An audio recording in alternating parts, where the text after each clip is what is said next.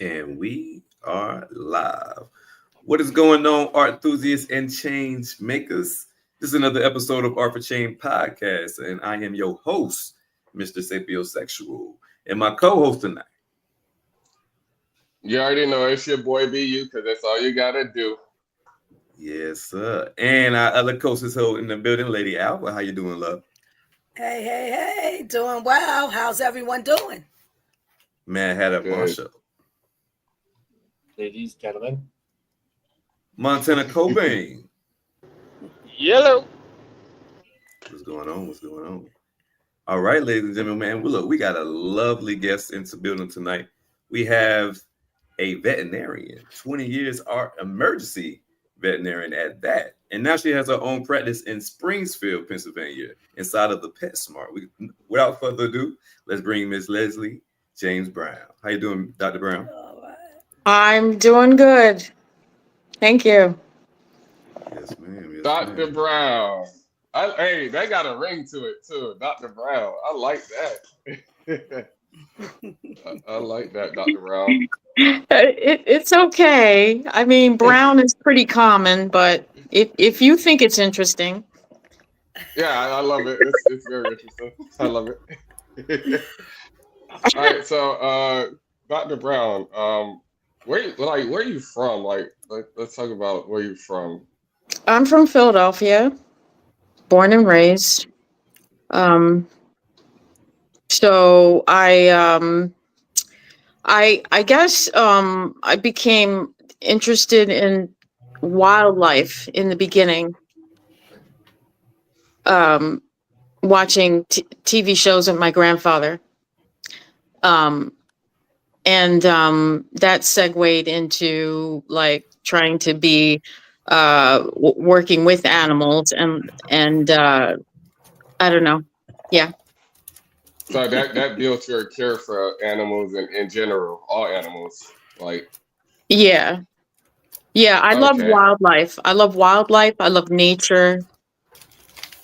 But if you want to work with wildlife, that's kind of hard to do. So like if you want to work at a zoo, there's very few zoos in the United States. And so everybody is kind of competing for those spots if you want to work with those types of animals. So it wasn't feasible. Although there is the Philadelphia Zoo, which is about 5 minutes away from me, but very competitive environment. So naturally, I progressed to just doing like small animals, pets. okay, that makes sense. Yeah, that's very interesting. I never met like a veterinarian and and Mhm. I love animals. I love my I got dogs and I love that. And it's like a child actually, pretty much. That somewhat. I mean, Yeah.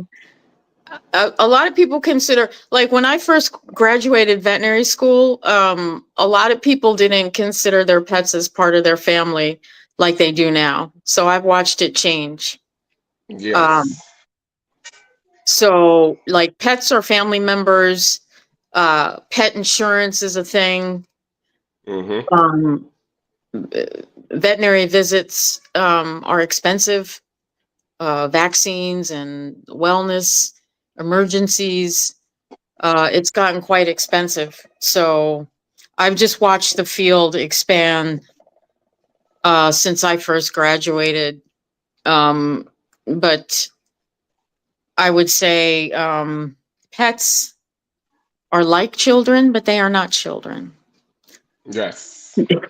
They Uh, are, yeah, I mean, they're childlike, but they're unpredictable. So you always have to be careful. mm, Yeah. okay, Lady Alva. Yes. Hello, Leslie. James Brown. I like the Hello. James Brown. You can use it however you want. Um, Yeah.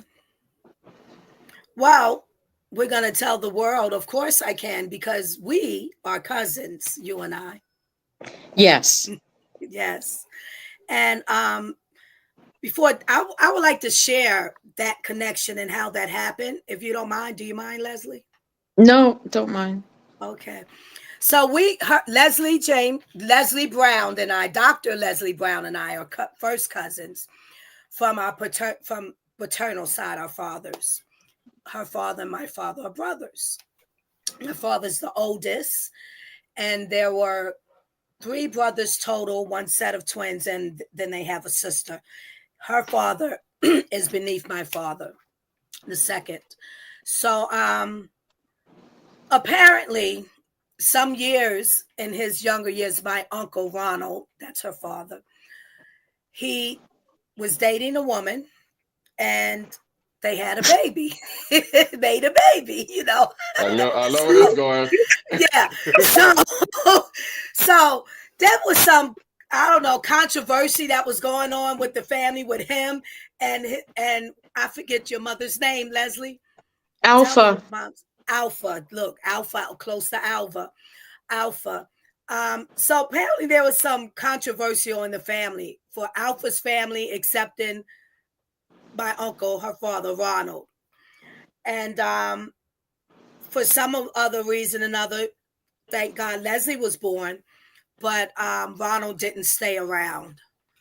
And I don't know the specifics on that, so I can't say if he ran, if they blocked him. It was controversy, though. So I do know that he kind of chose to just leave it be because of that controversy, which personally she's agreeing. Yes, I don't agree with that at all. You know, you need to fight for what belongs to you, you know, but, you know, a lot of men did that back then. He's not the only, there's stories of men that did that. Women and their families were very strong in whether we're going to let you partake in this child that belongs to you, you know, that the judgment, the balance of if he's right or not. But anyway, we knew that he had Leslie, but none of us knew her. None of us had ever seen her. And it took just in the 20th century that actually I was out in Philly because I go there often. And we were probably one of the gatherings, Thanksgiving or probably Christmas, because that's normally when I would go every year for that. We were talking, and Uncle Ronald had expressed about his daughter, Leslie. So at this time, social media, internet, and all that is prevalent, 20th century, right? So I started to do some searching on that. My aunt, his sister, our Aunt Catherine did. And together, we both of us kind of individually, yet doing it together, stumbled across and found her. I believe it was on Facebook or something like that. And so we connected. And immediately after that, we arranged to go and meet her, give her a call, see if we can go there. And we all went to her house, you know, and that's how it became to be. And I feel very good about it because since then, her and I keep in contact. So I love that. Yeah. And let me tell you, it's not all the cousins, not all the first cousins, but I'm thankful for what I've received because we keep in contact. So. No, so the irony in that is that like maybe 5 years ago met my father. Right. But now he doesn't really know who I am because he's coming down with Alzheimer's. So it's kind of like I was just talking about that today, Evelyn, at work. But that's tough. I mean, it is what it is. But nonetheless, he, you know, when we first met, he was so excited about the fact that I was a veterinarian. So, you know, at least we shared that briefly. Right. True indeed. Yeah. Because he's excited about any offspring of his or any of us in the family to be super professionals or living our gifts and talents, you know. So every time I come there, when I just saw him, he's like, sing a song. You got a song for us? Sing. All right, Uncle Ronald, maybe. But anyhow, yeah, so that's our little backstory. So Speaking of what? Alzheimer's, my grandma is going through dementia. She's going through dementia now. So do you find yourself like repeating conversations with him and like? 'Cause me and my Yeah, grandma talk. of course. Yeah, my grandfather had dementia, so but yeah, you have to repeat yourself.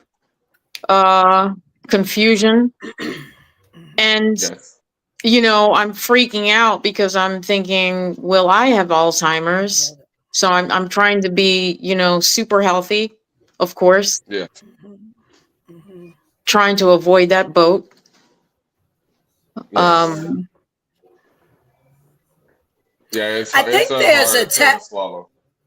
yeah, I think there's a test that they can do if there's any signs of it. But I'm not sure, but something just pricked my brain of like I know something about that. But it would behoove to If check there out. is, But I'd be afraid, but you still be afraid. Okay. maybe it's better I Well, don't know. Yeah. I was about to say okay. maybe it's better you don't know, We and then don't like know. And that's when the you do irony know, of then it you because know. you Yeah. don't know. Right, exactly. That's the Yeah. irony. Yeah, that's Yeah. the irony of Uh, it. Yeah. Somebody recently asked me a question and said, they were having a discussion with a friend of theirs, a woman, and she said, what would you prefer, to be physically disabled completely or your mind disabled? So I said, wow, That's a I strong think, question. yeah, I said, I think if I would choose one, to let my mind be disabled. Because if I'm physically disabled, I know yeah, it I was and I going to can't, say and the I'm same just, thing. Yeah, you were going to say the same thing? Yeah. yeah, Yeah. I'd rather not know. yeah. Well, I'm Yeah. already mindfully disabled because I'm crazy. So yeah, Yeah. I Those are facts. hey, you don't agree That's with a fact. that. All right, you got it, lady. You got it, But lady. also, Leslie, I want to tell you, this is my newfound family. I was Ah, telling you some about that, and I don't think I okay. gave you all of the backstory, but me doing my social media work and engagement for the hummingbirds, I saw their ad, Art for Change, this beautiful logo behind us. And they were, what jumped out to me in the ad was interviews. They're looking for all artists of all forms and to Mm-hmm. interview. So Mm-hmm. that's how I started to send my message, because I'm like, okay, for me to be interviewed on any platform that's similar, kind like mine, you know, that's good. That's a good look for me if I can get the interview. Mm-hmm. So it just grew into more of the conversation, because then it say Mr. Sexual, sapiosexual said, well, we're looking for a female host too. So really, so I just jumped right in and started networking with them with that, and here I am, and it's Yeah. lovely. I'm having a really good time with it and these guys, and I've never met them personally. We've never met each other Just personally. here. Now, Just just here. here, and right, Yeah. and they all know each other though. They have history in their brotherhood, and So, they're and but wait a minute. How can you think that my name Brown is interesting when you have your name as sapiosexual? How is how is that? I love it. I love it. Good question. Yes, that's my question to you, because that's the most interesting name, and it um, brings to mind a whole lot of thoughts. yes, yes, yes. Well, I'm a true person So of the word sapiosexual. I love intellectual conversation. that's what that means, the sapiosexual Well, part. That means sapiosexual is attraction to intelligence. ah, Yeah, so basically, okay. like the Okay. basically like your physical appearance is not going to be more attractive to me than your brain. I see. Mm, Yeah. I see. mm. Okay. So then you're a person that would probably rather be physically disabled. Yes. Oh, Yes. I want to keep my That's mind. I see. Hey, okay. That's that doctor stuff in you. I see what you just did. Yeah. Yeah. I yeah, yeah. It's not just doctor stuff. That's I'm the just intelligence. The doctor intelligence. There you I'm go. just analyzing. I'm just Yes. analyzing. Yes. Hmm. But yeah, go ahead. That was Lady real I, Allen, good. I love that. That was that's real on you. good. Yeah, Mhm. I adore that analytical feature that you just did, Dr. Brown. So I let's have stick. to do it all day. Okay. Yeah. Right. Do you do your I, work? absolutely. Yeah. Okay, so Because tell us about that. I would say, okay, so commonly when I see my clients, the most common description of the problem that they're coming in for is that he or she just doesn't seem himself. Yeah. She's Oh. not, Hmm. my dog isn't acting herself. My cat isn't acting herself. So I have to Hmm. then probe and find out exactly what does that mean? What does that mean? Right. She's not eating. She's, I don't know, head tremoring, or she's limping and vomiting. Like it, you know. So I'm used to doing that all day, Mhm. interpreting Okay. what the you Phrase know means my dog is yeah, not acting right or themselves. exactly. Yeah, yeah. um It's kind I of, I imagine. find I it imagine. My bad. I'm sorry. I no, go imagine your ahead, profile say. skills have to be very high in that type of job because you can't talk to your patients. You can only talk to the owner. Correct. Yeah. Everything. um Mm, Yeah, the description comes from the owner. But right from when I walk in the room, I'm looking at the animal, I'm looking at their demeanor. Are they happy, bright, alert, or are they, sitting depressed in the corner? Yeah. Um, I'm looking at how they're walking. So there's a lot I can get from just observing excuse first. me. Yeah. And then you get your history, Right. which is what the owner's interpretation is. So just today, let's say it was a busy day today. We had an old German Shepherd. Um, so the owners were actually on vacation in Italy. So the son and the daughter brought the dog in, and they said that there's something wrong with its foot. Yeah. And I forget why I started to tell this story. They said Being because But the being animals shouldn't. analytical, being analytical, observing the animals, listening to the observing the owner's animal. phrase. Yeah, Hmm. yeah. Oh, right. So they thought that there was some growth coming out of the toe, but actually, when I looked at it, it was an ingrown nail. So it had grown, curled around, curled, went through the toe and out the other end. Ooh, So oh that's what wow. they thought was a growth. It was just Oh an wow. ingrown toenail. Now. So Mhm. it's just funny. Like sometimes people will say, my dog or my cat is constipated. Okay. But it might be a urinary tract infection, because what the owners are looking at is the dog or the cat straining to urinate because its bladder is inflamed or painful. Mhm. But they see it as he's constipated. So it's a lot of like, you have to, you're listening to the owner, but at the same time, you have to do your own physical and your own analytical thinking. Yeah. Because a lot of people interpret um, a physical sign as this or that, but it's really I don't know how to explain it, but you have to read between the lines, and you're Yeah. listening to them, but you can't take what they're saying for granted. Like the most thing, a lot of people will say, it's okay, my dog doesn't need a muzzle, he won't bite. And in my opinion, I'm like, I don't care what you say. If I All feel dogs bite. uncomfortable, right? All dogs bite. And if I come in and he's giving me the side eye, and we all know how dogs are when they're when they don't feel, when they're scared, they don't feel comfortable. Right. So, it's hard, and some people get offended.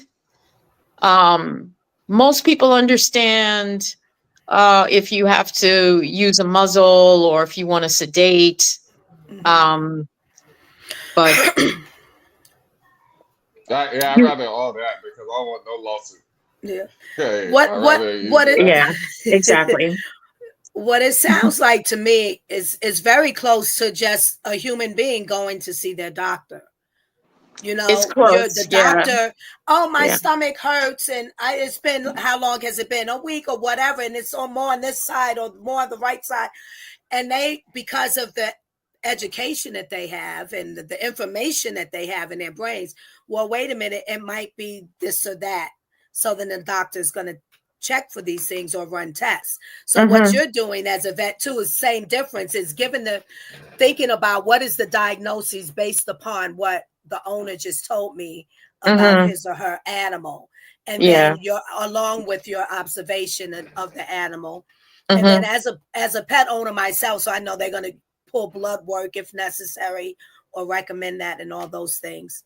Yeah. So have you ever thought of yourself that way? Like, how have you ever thought of yourself in the closeness of similarity and connectivity with the doctors for humans? All the time. Yeah. Really? Okay. Yeah. And so tell us why. Because I mean, we have to find an answer, and we have to do it through physical exam, problem solving. And we have to try to have a list of possibilities of what it could be and be able to narrow it down. So all of that is similar. Yeah. I say the biggest difference, like you said, is that they can't talk. So the owner can kind of give me an idea, but sometimes you have to, even when you do your physical, you may not still have an answer. And then you defer to doing blood work and or x-rays. And sometimes you still don't have a definitive answer. Oh, okay. And at that point, depending on what it is, but most of the time, if I can't figure it out, I'll refer to a specialist.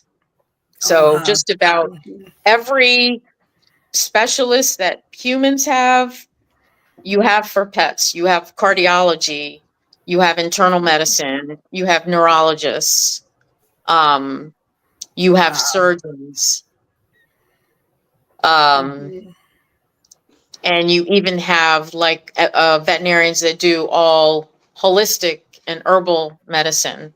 So acupuncture and really? stuff like that. Yeah. Oh yeah. I am learning today. Yes, we all are. I didn't know a lot of this. Yeah. The holistic care for for animals, is that covered by insurances, like under your pet insurance if one has, or is that out, is that out of pocket? It's a good question. It's a good question. I don't know exactly, because pet insurance is different. Like it's independent of us. So, like, for example, Nationwide has come out with their own pet insurance, but it depends on what plan you get on what it covers. It really has nothing to do with me. So I'm not sure if I'm sure there's a plan that covers that type of treatment. Holistic. Yeah. Yeah, Right. that's pretty cool. That's pretty cool. So, do you Yeah. feel like you're a dog or animal? I keep focusing on dogs, and forgive me, I don't want to do because I have cats and dogs. I don't know why I'm constantly just saying dog. You can Do say you feel like mammals. Yeah. do you feel like you're an animal whisperer? You know, we have some that are really Well, good at that. They have their little shows. Some of them, I can't call the names I right now, wish. but I wish I you were an wish. animal. I mean, sometimes I can but not because I'm a whisperer. It's because I've just been a vet for so long So long. that I Okay. just pick up on stuff quicker. Okay. Yeah. And did you tell us? I know when in the beginning, BU his questions and introduction with you covered the basic of why you got into veterinary medicine. And did you tell us how long Yeah. you've been a vet? I graduated in 1997, so probably like close to 20 years. Yeah, Oh, or maybe okay. more. I And hate where that did you? question. I hate that question, Evelyn, because it Why? reminds me of how old I am. Your Oh. age, yeah. It was pretty okay in the first 5 years after I graduated. Then, Okay. Okay. Well, but what that's school? What school did you go okay. to? Yeah. Now I'm thinking hard. Let me not. If it's any consolation, you don't look like you got 20 years in medicine. Oh, So thank you, Yeah. thank you. I Yeah. appreciate it. Yeah. Living gracefully. Um, so I went to Ross University. It's in the Caribbean, in the British West Indies. Oh. And then, so at that particular school, you have to do your final year in the United States. And so from there, I did the clinical year at University of Illinois. But so when I applied to vet school, I only applied to 2 schools because I couldn't afford because you have to pay to apply. And Okay. I applied to University of Penn, and then I applied to Ross. I didn't get into Penn, obviously. Got into Ross, so I went with it. I always wanted to study abroad anyway, so it kind Right. of worked. Yeah, Worked out. So yeah, yeah, you got what you wanted, and not what your alternate choice was. That's beautiful. yeah. That's beautiful. How was it there? So you obviously you lived there. How was it? And how long It were was. you in school? I Is was it there for 3 years, 3 years? and Because you then said that. one Forgive me. 1 year in 1 year. Illinois. Yeah. Okay. So how was the living and your lifestyle there? Um, that's a very good question. Mm. Looking back, of course, best time of my life. But while I was in it, I was stressed out. You pick up your whole life, you move to a different country. So I was a bit stressed, so I couldn't relax and enjoy everything. Um, you're going to school and you could look out the window and see the beach. But Oh, beautiful. I was so, you know what I mean? You're doing these Yeah. very intense classes. So I just focused on school. I studied nonstop. Um, particularly on this particular island, they had these donkey spiders. They look like tarantulas. They have Oh. centipedes, and these tiny little frogs everywhere. So Oh. I'm not a bug reptile person per se, especially like when they're in my house. Just the furry animals, not those. Yeah. So I didn't do so hot. Sometimes I'd look up on my wall and I see one of those big spiders. Mm-hmm. I remember I saw a spider on my wall and I called my mom and she was like, I don't know what you want me to do. And I was like, I don't know either. But finally I did something. I swatted the thing away. Is somebody That's funny. getting arrested? I hear know sirens. that's it. My background. Let me see. I Oh, okay. put the noise canceling on. That's They're outside. coming. Yeah. Are they coming for you? No, they're not, Leslie. Okay. Nah, I they not, was might not worried. be. today. I don't know. Not today. Not today. What? Okay. Not Were today. those the I kooky was. frogs? I'm sorry. Were they the kooky frogs? Pookie frogs. Kooky frogs, Pookie. the kind they have in Puerto Rico. Are they tiny frogs? Yes, Then that they must have been those frogs. They were tiny little frogs. I think that's Yeah. what they're called. Yeah. Yeah. Sapio, I saw you smiling when she said about the big tarantula bug. Do you know something about those? Or you just Oh no, I don't know too much about oh, them. okay. He was No, just enjoying the not when it conversation. comes Yeah. not when it comes to tarantulas. All I know is some of them Oh, live okay. in holes and they ambush Oh, predators. Yeah. okay. Okay. So Tarantulas actually make very good pets, though. Yeah, oh, so I do they? heard. Yeah. So I Oh heard. wow. Pause right there. I'm gonna pass you on to the rest of the hosts and the co-hosts so they can enjoy you. I have really enjoyed you. I don't want to take you all up for myself, of course. And I'm proud to be your cousin. I'm proud to get to know you, Dr. Leslie Brown. Thank you. That means a lot, And Evelyn. yes, Back and at you. Back at thank you. you. Yeah. Thank you. And thank you for accepting my invitation to be our guest. Let the fellas have their way.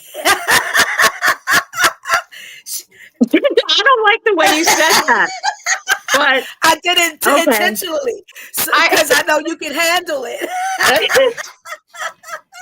I don't like the way she said it either. Hold up. she'll set it straight. That's all we need. Yeah, okay, all right. Gotta All right. put some humor and some fun in the game. All right. So my question is, do you have your own pets? I have 3 cats Wait, what made you choose cats? because I don't have to walk them. I don't have time for a dog. That's the real reason. Yeah. Okay. The cats also like chasing little critters. Mm, I get where you're going with that. They Well, I mean, I don't have a mouse infested house. But when it rains, these water bugs drive me crazy. And they take care of them with precision. Straight to the point. With precision and grace. Yes. Oh, nice. And Nice. grace, precision and grace. Yes. Skibbity pap. Precision and grace. The 3 of them together. Oh my God. So I'll tell you about these cats. Was that your next question? Yes. Okay. Tell me about these cats. So one cat is a Sphinx, one of those hairless cats. He looks like an alien. His name is Diablo. He's probably about a year old right now, year and a half, something like that. He's if you want a hairless cat, I'm giving him away. He's just too energetic for me. He eats too much. What else? Oh, and so I thought it would be great to get one of these hairless cats because no hair, no shedding, and all that kind of thing. But what I didn't factor in is that their skin is quite oily. So they need frequent baths. And wherever they sit, this residue, sustain. Yeah. So I have a hard time with that. But he's very sweet. He's very lovely. My favorite cat is Annabelle. Annabelle is my favorite cat. She's my oldest cat. She's a sweetheart. She's very intelligent. When I feed my cats in the morning, most of them, the two boys, you know, when you're trying to pour stuff in the bowl, they don't get it, like to move your head. My Annabelle, she's so smart. She'll move her head to the side. She's very dainty. She doesn't bother anybody. She stays to herself and she doesn't make a mess. And she was named after, I love scary movies. So she was I was named about to say after, Annabelle, that yes, doll. Yes. she's named after Annabelle the doll. Yeah. And then my third cat, his name is B, short for B Nard. My daughter brought this cat home one day. One of her friends gave her this kitten and she brought this cat home. He's a beautiful gray cat, very tall and lanky, very intelligent. I don't know what else to say about him. Yeah. So okay. So you like cats Yeah. over dogs. That's what No, I got from that. it's not that I like cats over dogs. It's just that cats, I can manage them better because of my schedule. It's hard for me to come home Yes. and walk a dog. It's hard for me to get up early and walk a dog, and I don't like cold weather, so that requires me to get up when it's cold early and walk a dog. So if I had a big yard, I'm going to reconsider it. So. All right. So speaking of your schedule, like what do you like outside of being a veterinarian, what do you enjoy to do outside of that? When you have time to do anything?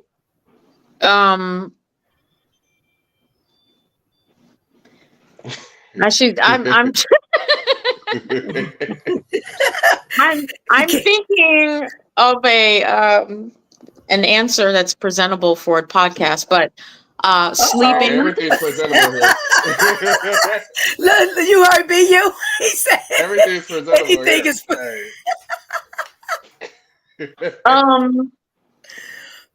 I enjoy sleeping. Evelyn, I can't tell them what I enjoy. Yes, you can. Why? It's up to you if you want to be. What I enjoy. I live in Okay, you tell me. So it's I want to you. know. Yeah, tell me what you enjoy. What I enjoy. What I enjoy is no, what he enjoys. Okay. Oh, me? Yeah. I like going out, and this is not often. Hey, for my listeners, I like to go out, get fucked up, and then have a good time, and then not even remember the yesterday, and then I go back and do my regular thing, like regular scheduled programming. But I mean, I could go deeper. That's a very general. And you like to go out and have a good time. Okay. I like to sleep and watch scary movies, and I like to crochet. That's something I like to do. I didn't know that. Yeah, I don't. I need to do more of it too. Yeah. You crochet? Yeah, always been. Okay. And I just did some hats. I'll show. We'll get into that. Maybe we'll have. Yeah, I want to do it more. I really want to do crochet more, but I like listening to podcasts. I often do that, but I watch a lot of political podcasts. So right about now, there's a lot to talk about. Of course. With the Iran situation, there's a lot actually. No, there's a lot to talk about, of course, because Donald Trump is our president. That's why. Right. Yeah. So. And I'm not being yay or nay with him, because y'all would be surprised if I tell you what I am with Donald Trump. But go ahead.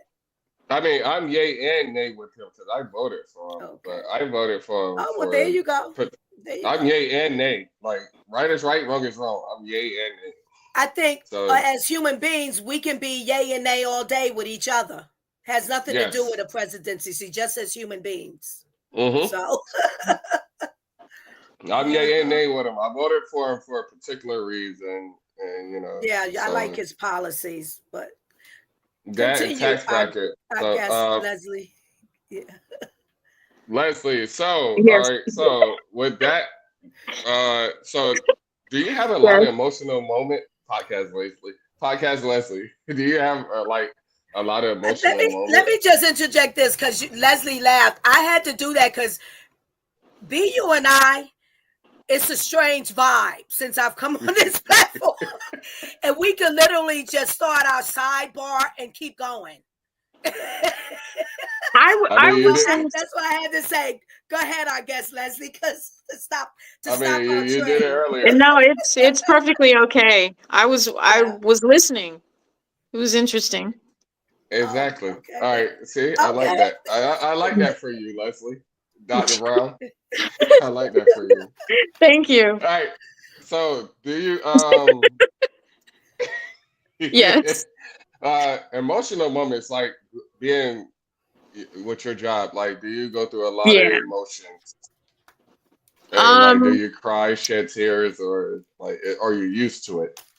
I would say at this point I'm used to it. So I practice empathy and compassion, Yes. but yet I am not, I don't get so caught up with the emotional side of it, because when you're a veterinarian, especially small animal veterinarian, you will do a lot of euthanasia for sick pets. So I can't allow myself to get upset,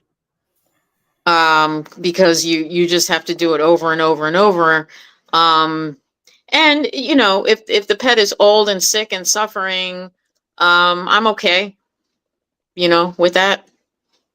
I'm That's what okay. I was gonna ask you. I was gonna ask you, how do you know when to euthanize? Like, how do you know when it's like, all right, this is enough. We're not gonna make him suffer. Like, so So I go by quality of life. So if the owners say, look, he's got arthritis, but it's just getting worse, he can't get up to go to the bathroom, we have to carry him outside, or he's got, I don't know, inflammatory bowel disease. I just saw a cat today with inflammatory bowel disease, had it for a while, but we end up euthanizing because the cat was just having a lot of vomiting, a lot of diarrhea, and a lot of abdominal pain. So we it's euthanize. one. So yeah. So generally, when their quality of life is not as it should be, for whatever reason, pain, cancer, things like that. How do you Heart, feel about heart failure. like shelters, like shelters for pets, like I mean, I used to work in a couple of shelters I worked in. Um, shelters provide a lot of low cost services for people, which is fine. Um, they do a lot of euthanasia. Um, that's why, yeah. yeah. I mean, I worked in a shelter for a while, and I have to admit the amount of euthanasia started to bother me, so I had to leave the job, but yet knowing that somebody's got to do it, but just not me anymore. But that you get, they're overrun with stray animals, so you get to a point where you can't save them all, so you have to pick and choose which animals you think would be most adoptable. Hmm. And that's hard to do day after day after day. So I mean, I don't have a problem with shelters. Right. uh but I will say that's why we push people to spay and neuter their pets, because we want to decrease that population of animals, because unnecessarily we have to end up euthanizing. So that's why we try to push the spaying and the neutering. um Never thought yeah. about that. And yeah, Yeah. didn't know that. Never thought about That's it that real. way. So Yeah. me I'm 18 years old, graduated high school, and I want to get into your field. What's some advice you can give me, and looking forward towards that? So I would advise you to go work with a veterinarian if you can. Mhm. It's easier said than done, but if you could be an assistant or even cleaning kennels and stuff like that, is helpful, because a lot of people think that I play with the animals all day, and I'm like, I'm not playing with the animals. It's a lot of work. Shame Um, on people. well, yeah, they just think, oh, la, da, da, da, da. But, Yeah. people are coming with problems like the animal's been vomiting for a week. They want to know what's wrong. The pet is the member of the family. Um, Mhm. they want the pet better. So it can get very, very tense and serious.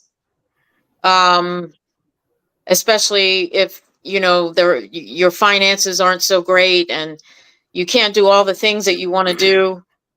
Um, All it right. just, So yeah. what's a regular day for you? Like a normal day, no emergencies, no, like what's a regular day for you? At my clinic, Yes. um, I come in, I'm usually running 5 minutes late.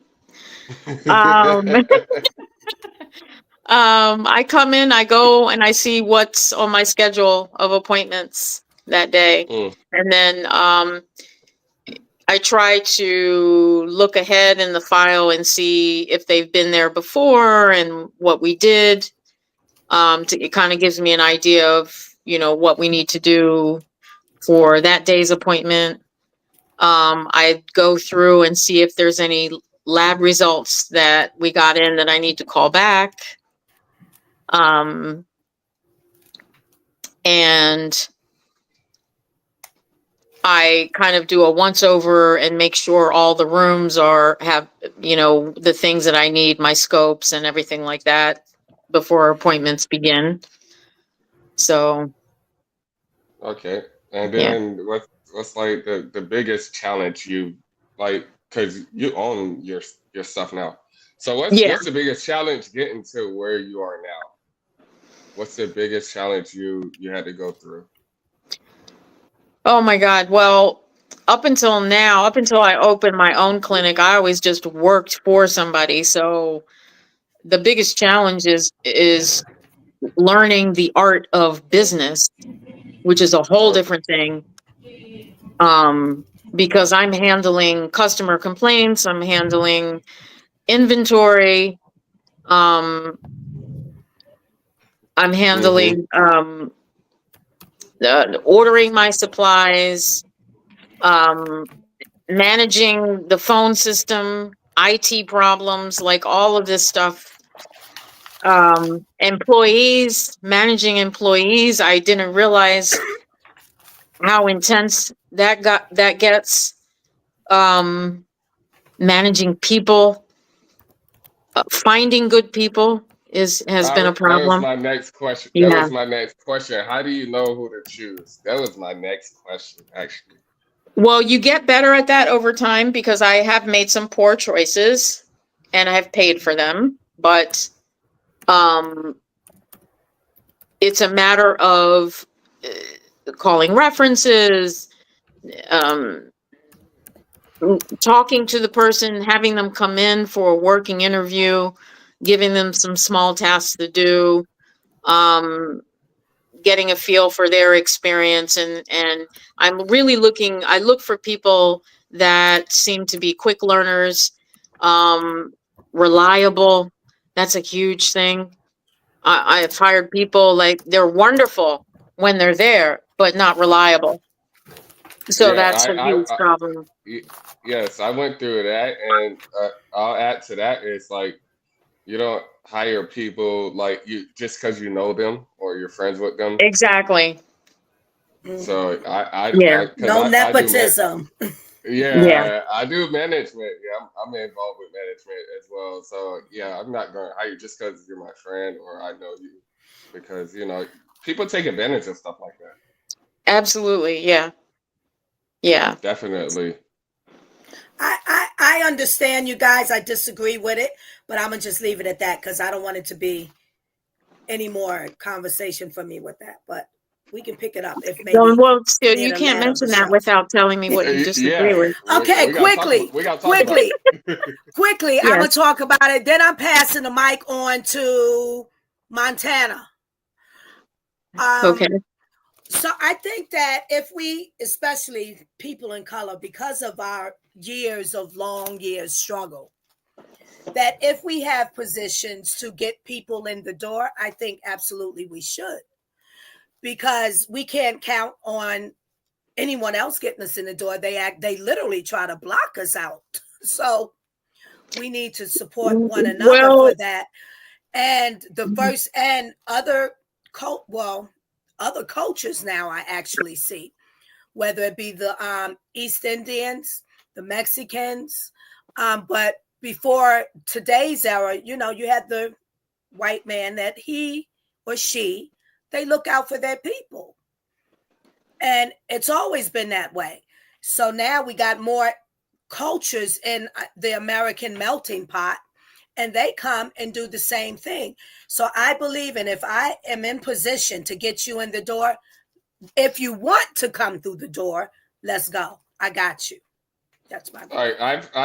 I've had this conversation on a podcast before. It's like, yes, I would pick my people first, but if you're not fit for the job, you gotta go. Like, Oh, absolutely. No, we're not bringing someone, I'm not and saying at then all unqualified.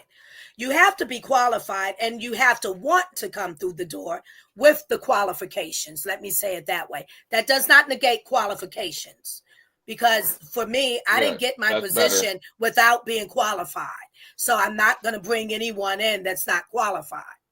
But if you are and you want, let's go. I got you.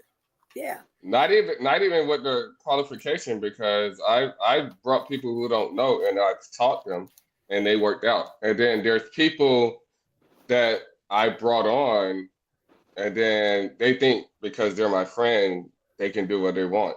That's what I'm talking about. Like, oh Yeah. no, we're not doing that. They're the bad ones in the apple, and they're the Yes, bad apples in the basket. You're always going to have yes, that. But and I'm not also negating to bring in people that you don't know. I'm just saying I do believe in help one, like each one teach one, each one help one.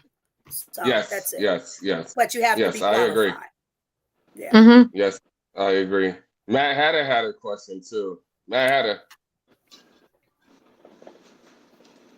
Montana, please don't get mad at me. I know 4th of July is coming around, and we're in the summer season and everything, and there's a lot of pets that when storms and fireworks, they're not a fan of it. What is that like? Drugs. Ooh. We give them drugs for anxiety. Yeah. Okay. Yeah. Hey, so Well, I we got a have a question. I got gummies. I got gummies for my dog. Like it's ah. like melatonin, or is that bad or what? Yeah. As long During as like it's 4th of July. if it's for dogs, then that's Yes, fine. So yes, it's melatonin may or may not work for fireworks. So what we commonly do is trazodone, which is a sedative. And so most people that have animals that get upset for fireworks, we do trazodone. That works better. But some people try CBD, variable results, melatonin, variable results. If you want yeah. something reliable, then we do trazodone. What Yeah. about Okay. Benadryl? So Benadryl is only A little effective bit. maybe like 20% of the time to do exactly what you want it to do. I will say, a lot of people ask me about Benadryl for allergies for their dog. Benadryl is not the best, but it can make them drowsy if that's what you want to do for fireworks. It can, but not always. Another question. Aggressive breeds. Do you agree with it? Do you think that animals should be put in dogs should be in and put in aggressive breeds? Because I own a Siberian Husky, and you can meet this dog. I've had her since she was a puppy. I've had her in an apartment the whole time. She'll be 9 in November. She don't howl. I call her my broken husky. She don't howl. She don't chew up anything. She's kind of she's an apartment dog. I take her for walks a bunch of times a day. She's fine and everything. But since I'm in a northern state and she's on the aggressive breed list, it's trouble finding apartments and everything. So I find that there's dogs that ain't on the aggressive breed list, like the little teacup chihuahuas and everything, that are meaner than some of these dogs on the aggressive breed list. True indeed. That they got a big bark. Ain't gonna bite. So, okay, it's hard. I mean, you don't want to classify just because you have a husky or just because you have a pit bull. But I will say certain breeds can be a little unpredictable by nature. Not all of them are going to be that way. But if you're doing this for a living and you're seeing, pet after pet after pet, you do recognize if you see a 100-pound Rottweiler, especially a male, especially when the owner is sitting there, they can be a little bit protective. So these are not dogs that you can just go up and do whatever you want. I can't just approach every dog and look in its ears or do a complete exam. You have to be cautious because you never know. Sometimes it looks like they're okay, and then suddenly they turn and they, to bite you. I find certain breeds across the board just are a little bit more unpredictable in their nature, but that's not a bad thing, because if you look in the animal kingdom, there are certain animals that their behavior is just like a hyena or a lion or an alligator. These aren't animals that you can approach safely. So sometimes, even though dogs are domesticated, they have certain characteristics within the breed. So horses are the same way. You got to be careful when you approach a horse. You do. Yes. They must, when you approach a horse, you have to put your hand on them so that they kind of know on the side where you are. Yeah. Have you ever been bitten? Absolutely. Many times. Ooh. And what Wow. animal has bitten you the most? I got a question after that. Cats. Hey, and you own them. I got bit by a cat. Go ahead, Montana. I mean, it's different because they're my cats. They know they're in their own environment. But when you bring a cat to a veterinarian, that's when they get nervous. Yeah. Montana, before my own cat bit me. Thank you. But thank you, Lady Montana, Alva. you got the floor. You're welcome. How you doing, Dr. Brown? I'm a truck good. driver, so please try to bear with me if you can barely hear me. I'm currently driving down the road. I have two questions for you today. I recently had to lay my dog down due to him being deemed potentially dangerous by the animal control in the city that I live in Fayetteville, North Carolina, off of his first bite. So my question for you is, have you seen in your years of your practice, have you seen dogs that were, deemed a dangerous dog for biting somebody? Have you seen a turnaround? Have you seen them be able to be, what's the word I'm looking for? Rehabilitated or rehomed, shall I say? Mm. So it varies because it depends on the circumstances. Like I think I have seen some dogs be okay with behavioral training and medication. So, but at the same time, I've seen it happen the other way where they just like if a pet bites a family member or if it bites a neighbor, things like that, it is a concern. But it does depend on the circumstances. It depends on what was the other person doing. You know, I tell my daughter all the time, when you see somebody walking their dog, if you want to pet them, you have to ask. You don't just go up and approach a dog. Um, Yes. so I feel like it depends on the circumstances. I've seen people do stupid things and you're thinking, well, no wonder he bit you because, you're yelling and screaming and you went bent down and got into his zone and they get confused. So um it really depends and it's a shame, but and sometimes I've seen this happen too where you have two or three dogs in your house and one dog is alpha and he attacks their housemate, and I've seen that happen, and that Yep. seems to happen over and over, and I've seen people had to Mhm. euthanize that particular aggressive pet because he's used to doing what he's going to do. Mhm. um so it really depends on the situation. There's no blanket answer for that one. Okay, I got Mhm. you. Yeah, the circumstance of my situation, my dog was trained in obedience first, and he also went to home protection training, well, canine training, shall I say. So my dog was, Hmm. he was taught to bite on command. His word was in German, but he learned obedience first. So in my Mhm. situation, he chased a bite, and the little kid panicked, and he ended up biting the kid. So, but Huh. off of that Mm. question, my main question is for you: what is the protocol for when a dog chooses to go and eat somebody's weed? Because I ran into this situation numerous of Wait, to times, eat and my sister somebody's almost weed? killed me. Yes, my sister almost killed me because her dog had ate some marijuana, and that dog looked like it was about to die. I mean, it was higher than the giraffe. So, what is the proper protocol when a dog has ingested marijuana?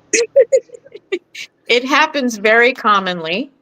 Yes. um so if it's within a certain time frame, you can give them an injection to make them vomit, so that would be ideal.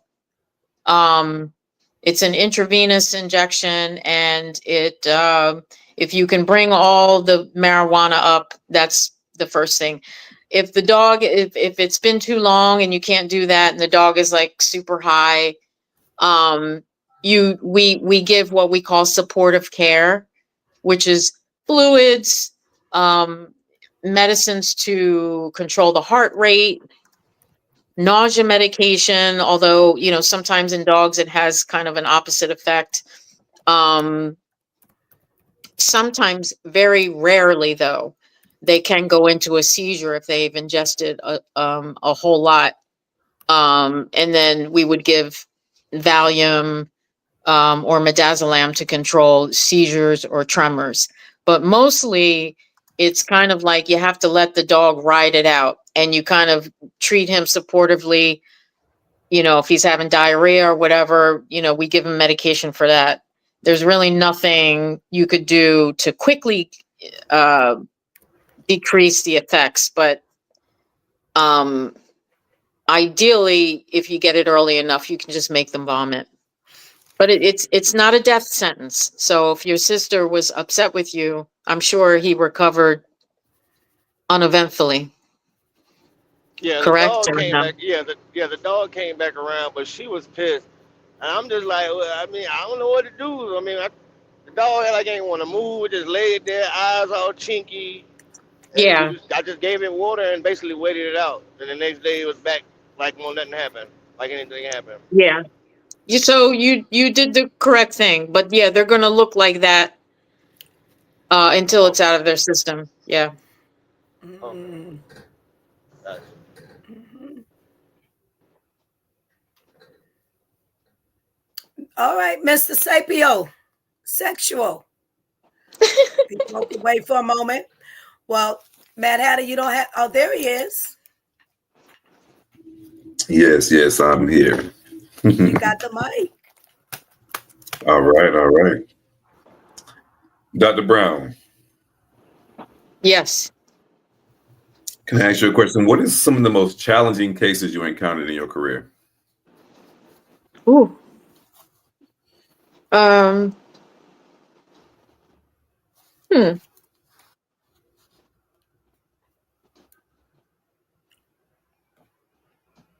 That's a good question.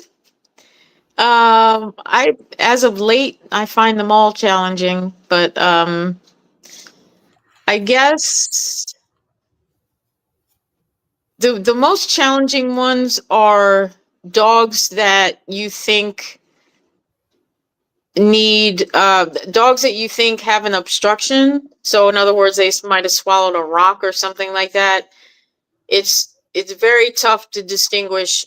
Should we wait it out? Should we give fluids? Or should we go in and take the thing out?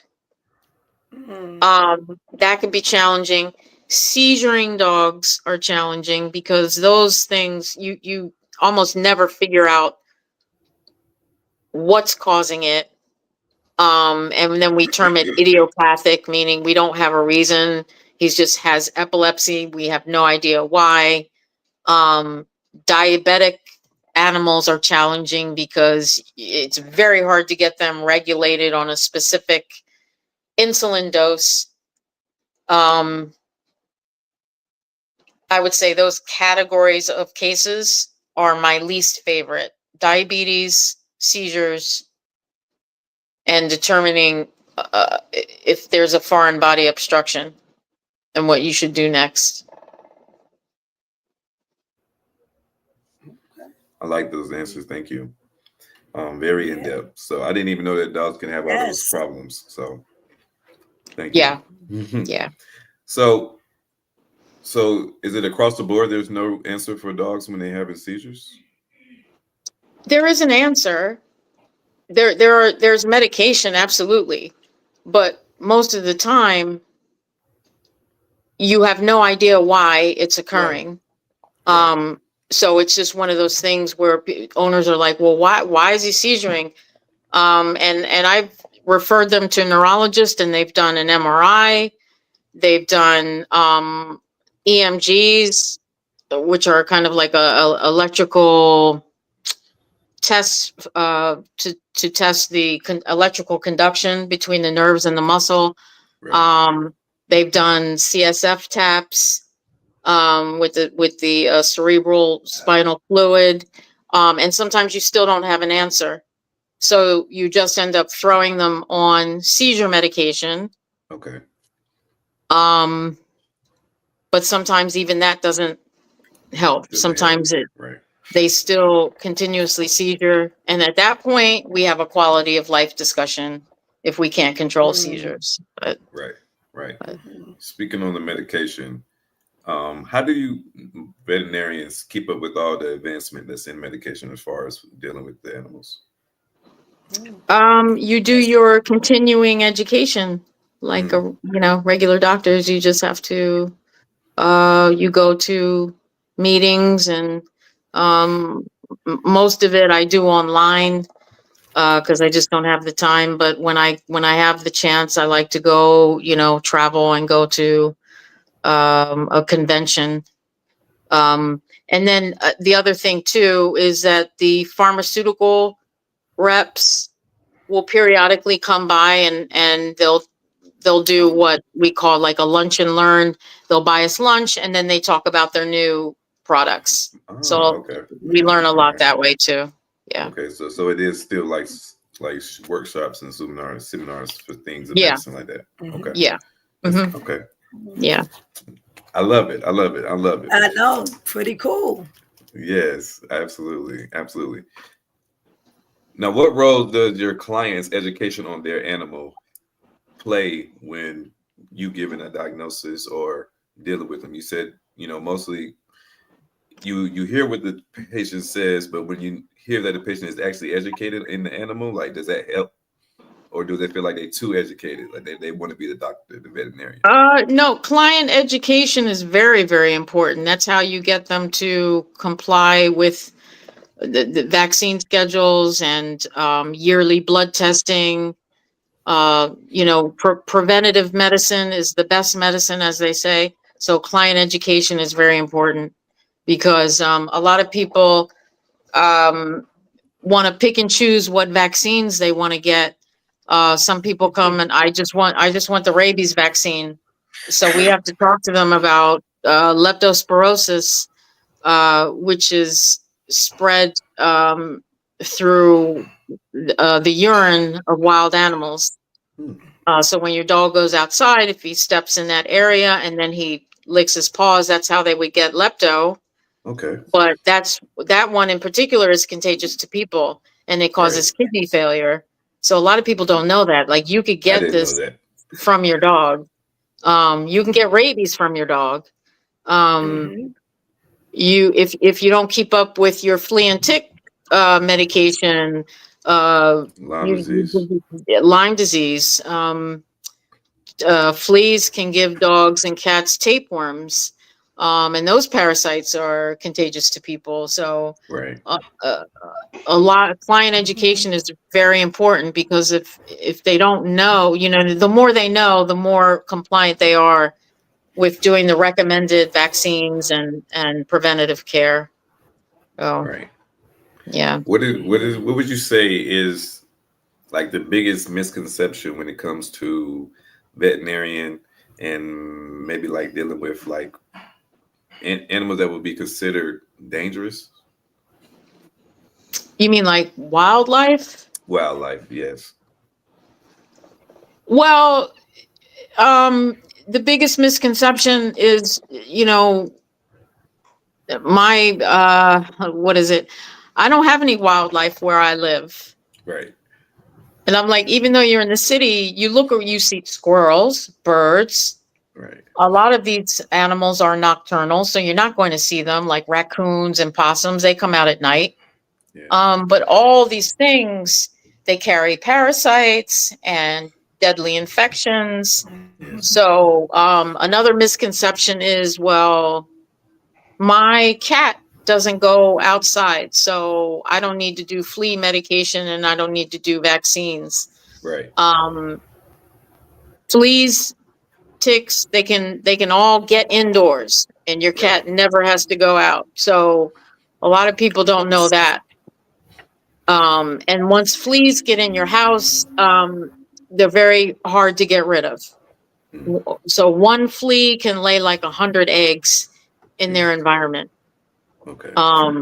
So it could be the dead of winter, it could be cold outside, but you can have a flea infestation in your house from those fleas that laid eggs that have now hatched. So it's very important to keep up with this preventative care. Right. Absolutely. Yeah. Yes, ma'am. Yeah. What are some emerging trends in veterinary medicine that you find interesting? I would say there are a lot of new allergy treatments, arthritis treatments that are based on different technologies and how they work at a cellular level that I like. There's a new injection for arthritis that works at the level of the nerve. And you don't have to worry about any side effects, and it works like magic.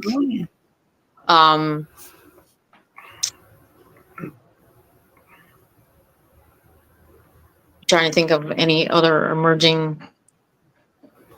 That sounds good. That's good. Is that new Yeah, for the it's pretty new. arthritis? It's Or pretty fairly new. new? Yeah, it's fairly new.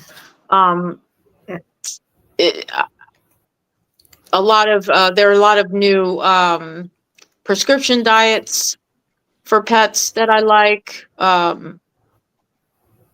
There's one in particular that it's called GI Biome, which I've been using a lot lately. But it's designed to as a prebiotic and a probiotic and a postbiotic, from what I'm told.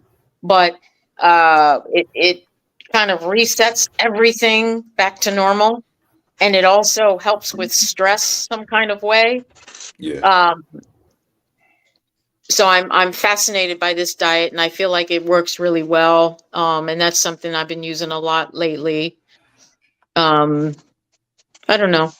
I think flea and tick and heartworm prevention. I think it's better than ever, the medicines that they've come out with.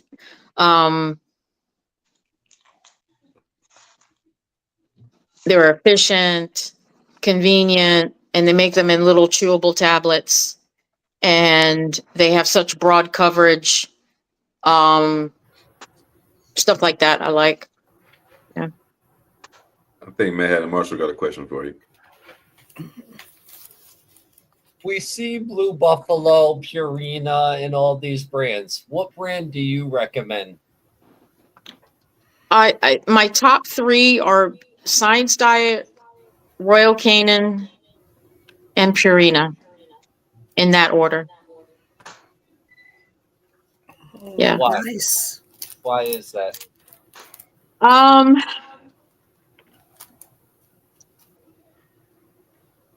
I think especially Science Diet and Royal Canin, they do the most research on specific problems like dogs with sensitive stomachs or dogs with allergies, and they put these components together for each specific problem that I feel like the other diets don't pay attention to. Like for Rachel Ray, it's almost like giving your dog McDonald's.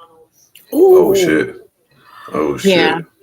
I've tried it too, and my dogs nor cats like it. So I tried Yeah. I tried the farmer's dog, and my dog didn't touch it for days. I brought it out. She didn't touch it. I left the other food there. She kept eating her other food. She didn't even want to touch the farmer's dog. Friskies is another one that's like giving your cat McDonald's. Oh shit. I mean, it's tasty. It's tasty, and they like it, but it's not healthy for them. Yeah. My cats don't like it. I do Purina for my cats. Yeah, the healthy balance and all, because they've come up with some good. Yeah. Purina makes a lot of good diets. They make a very good probiotic I like. That's what I buy. Purina Pro. I buy it for her. Purina Pro. You gotta buy the Pro blend. That's my little baby right there. Sometimes you can go with the True Instincts. The True Instincts that don't seem to be too bad. Yeah, I think so too, Mad Hatter. I've gotten it. My dog does eat it. Yeah. I mean, my cat. The Purina True Instincts you're talking about. Is that what I go Purina Pro. Purina Pro is like that. There's Purina, then there's high brand Purina. No, but I'm getting confused. Is there a Purina True Instinct? The brand True Instincts. No, Purina True there Instincts. Is one. Right. Yeah, okay. Purina True Instincts. Just wanted to get the clarity in my brain. But I've used that for my cats. Or maybe the dog. I don't know, but it's good. I think it's for the dog. I think you're talking about the dog. Dr. Brown, Yes. Do you have any mentors that influence your career? Um, If so, how did that impact you?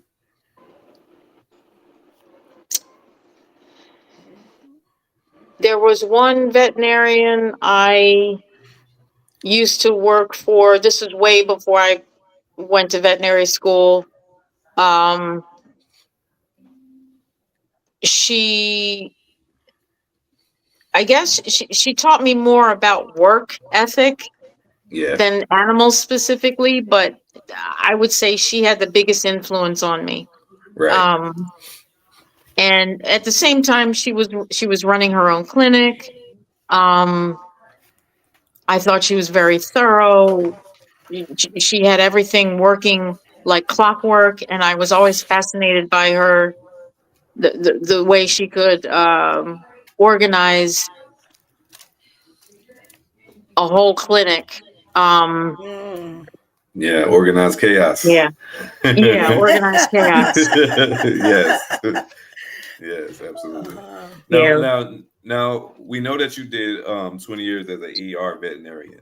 Talk about that transition from the 20 years experience in the trauma department and versus having like a private clinic now. Well, I mean, the biggest difference is that I just used to go and do my job and leave, and then that was it. But, Not um, anymore. um, so working as solely an ER veterinarian, you're doing a lot of overnight hours. You're doing Okay. 12-hour shifts. And I would say that's the biggest. It's so nice to be able to come home at night and go to sleep at night with the rest of the world, and not have to do Yeah. these crazy shifts. Mhm. Um, but that is the biggest difference, I would say. Um, Now the other difference too would be working at these emergency hospitals. You have other vets around you. You have specialists that you can talk to and get advice on different cases. A little bit harder because I'm on my own. I'm working by myself, so I do have friends I can call if I need advice on a case, but it's a little bit more intense sometimes. Just being there by myself. Yeah. But Do you I do I, you have I have enough experience that it's not a big detriment. But yes? Do you Mhm. yeah, have like a group chat for your veterinarian colleagues? yeah, that's a good question. I need a group chat. No, I don't. Yeah. Well, maybe we need to incorporate that, friends. Let's see if Yeah, Dr. Brown get this I veterinarian group chat going. There you go. Yes, Yes. iron, yeah, iron, iron sharpens iron. Absolutely. Mm. yeah, Hmm. I like that. Hmm. Looking ahead, what changes or improvements would you like to see in the field of veterinarian medicine? Um, Changes. I would like. Okay, the biggest change I would like to see is everybody get pet insurance. Say so. Mm. So Hmm. so that we don't have to worry about cost. Yes. Hmm. Yes. Because I feel like that is a big thing that holds a lot of people back. From actually taking real care of their pets, right? Yeah, yeah. On that note, um, for the people maybe they can't afford the pet insurance or they don't think they should get it, is that a bad decision? Like, is it okay to have a pet and let nature have its way as it would if it was on the land, living on the land? Um, no, because it's living in your home. Hmm. Hmm. So there are certain things that we should do to protect. I try to be an advocate for the pet. Yes. Okay. So, but in doing that, you are essentially an advocate for the owner because you want to prevent the owner from getting any of these things that your dog can give Hmm. to you. Hmm. Um, but my primary responsibility is being an advocate for the pet. So I'm going to recommend this and that. I'm not Right. going to say, well, in the wild, he would be doing nothing, basically. We Right. would be doing none of this. But that's different. That's a wild animal. Right. When we're talking about your pet, then yes, I'm going to recommend all of these things. Right. Yeah, I see Big Okay. it difference. as if it's your pet, you should do the most to take care of it, like as a child. That's how I see it. Mhm. Correct. I agree. Yes. Yeah. Absolutely. Absolutely. Mhm. Being a veterinarian for over 20 years, I don't mean to bring that back up, but You but because of sure? that, because of that experience, I say that because of the Yeah. experience. Because of that experience, what is the most exotic animal that you've seen someone own? Oh. Oh my God. People buy all kinds of animals. I've seen them buy. Actually, you know what? I need to switch locations because my phone is about to cut off. Uh, Alligators, tigers, um, reticulated pythons. now, I want to be a ball python breeder, What but is a reticulated python? Just Those what is big, that? big, big, big pythons you probably need 2 or 3 people to carry. Oh, yeah, okay. Okay. yeah, they get very long. I think they can get all the way up to 30 foot. A reticulated python Okay. in the wild. Now in captivity, they don't normally get that big, but 25 foot is still long for a snake. 300 Hmm. pounds. That's a massive animal. Yeah, yeah, that is, And and a that's snake. a massive Yeah. animal.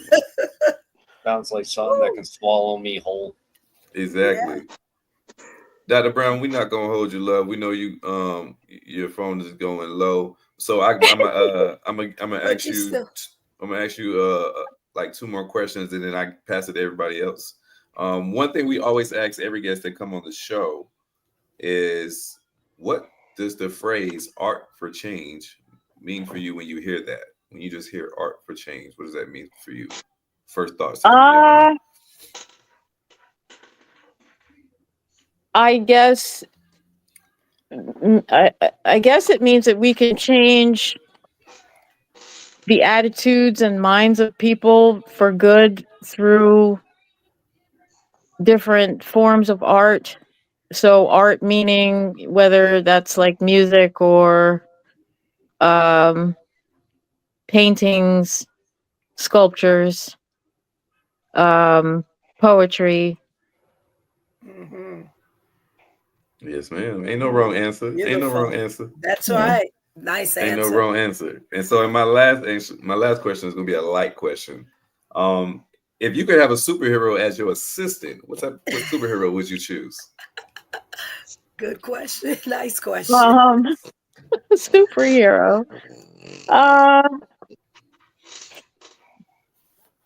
let's see. I don't know too many superheroes.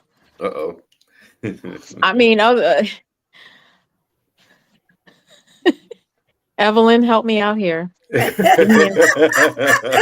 Hey, I have you. Hey, Wonder Woman. Captain Planet, maybe. Um, There we go. Or Bionic Woman. How about that? Aquaman talked to animals. He talked with oceanic animals Or at least. okay, then or that one. I would choose yeah. Aquaman. Yeah. There we go. Wasn't she talking So about tarantulas earlier? Ain't she Madam Web? Oh, Madam there you Web, go. yeah. There you go. There you go. Spider Woman. Web.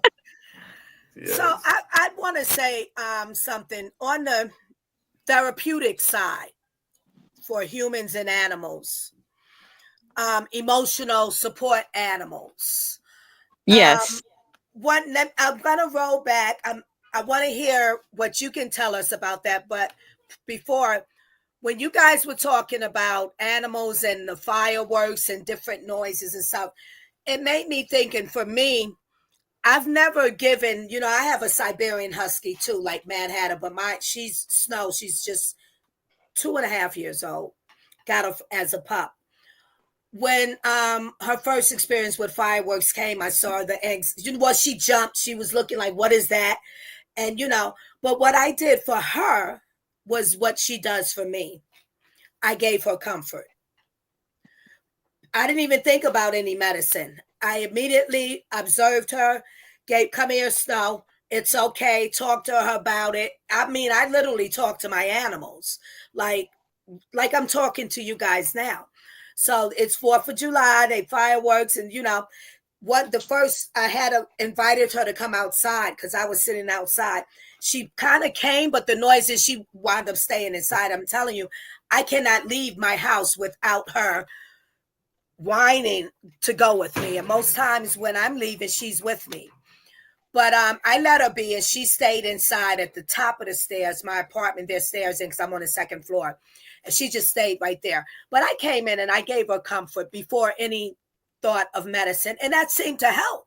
So my point is, she gives me, because my animals really give me emotional support. Snow is definitely my emotional support animal.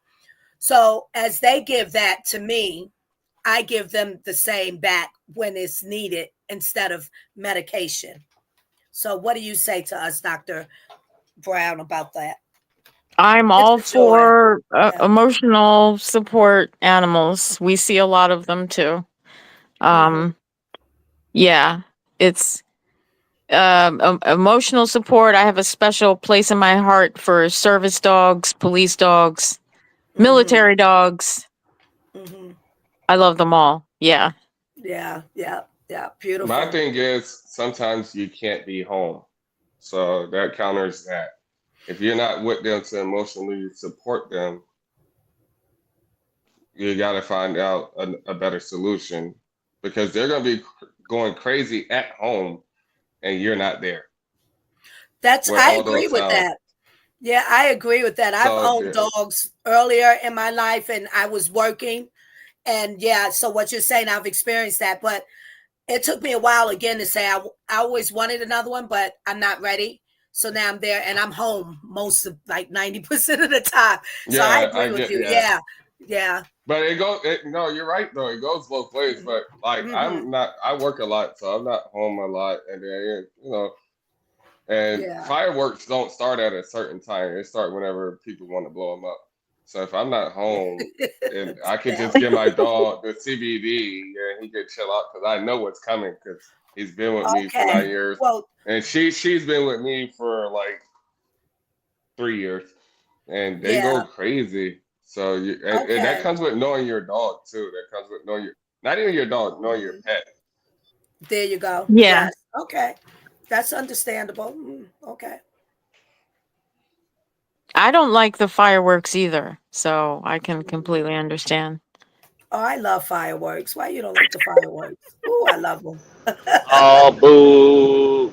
Yeah, Yeah. I already know You, Montana was coming. yeah, exactly. The biggest Montana does a show. whole event on the fireworks with music. The fireworks are synced with the music. I've never seen, well, I've seen the video. I've heard about it. It sounds awesome. I'm like, oh, I want to go. Yeah, that's Montana Cobain who does that. All right, Mister, close this out. All right.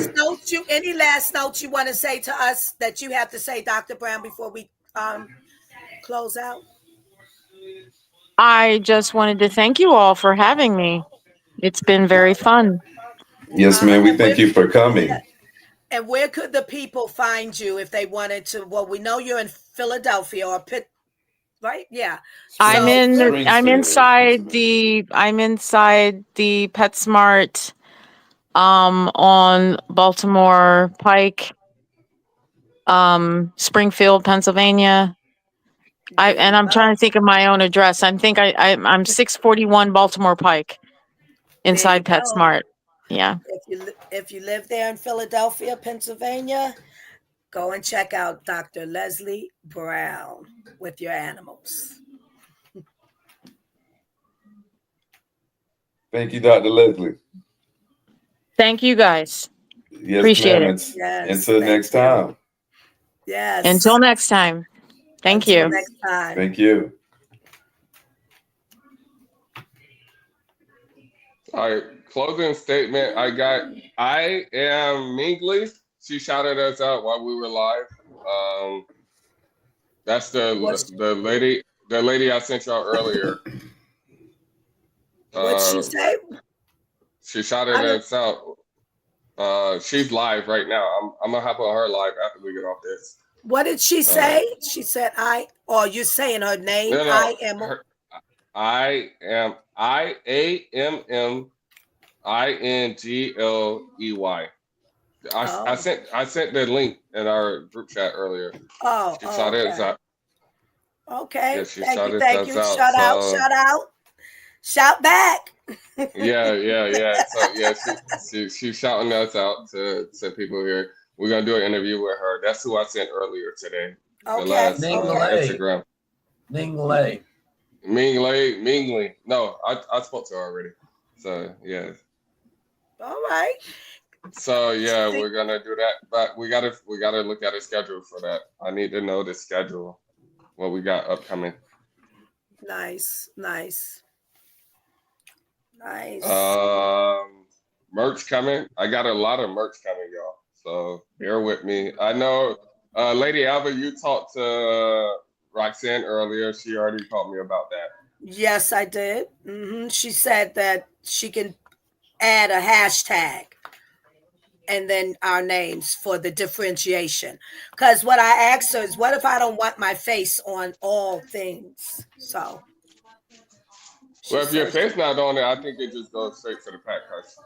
And no, then, she because said it's hashtag the QR code hashtag Lady Alva. That's the differentiation. yeah, and that's what I told her. I told her all that. So yeah, that makes sense. And then, but like all my money is going straight to the podcast, like because Let's I do it. pay for, huh? Let's do closing statements for the people. We talk about this backstage. All right, closing statement. Who's going first? Always remember the times for chill hangs and general education. Yes, I love it. Art for change, baby. For That's our acronym. change. Yes. Closing Montana. statement. Go ahead, Lady Alva. I'm sorry. Go ahead, Lady Alva.